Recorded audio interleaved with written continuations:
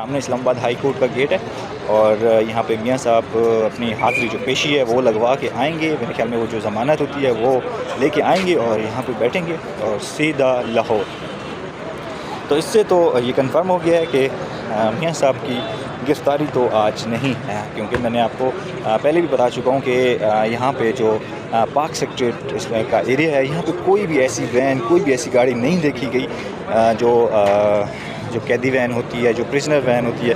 کیونکہ جب ہم نے دیکھا ہے, جب Imran Khan P T I کے جو وہ ہوتے تھے کیسز ہوتے تھے, تو وہاں پہ یہ ساری گاڑیاں ہمیں دیکھنے کو ملتی تھی. یہاں پہ بالکل کوئی ایسی گاڑی ہمیں دیکھنے کو نہیں ملی.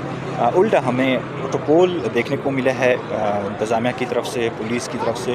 فل پروٹوکول جو گاڑیاں ہوتی ہیں, جیمر والی گاڑیاں ہوتی ہیں, ٹوٹلی وہی یہ میاں صاحب کے ڈرائیور اور گاڑیاں فل سیکورٹی پروٹوکول کے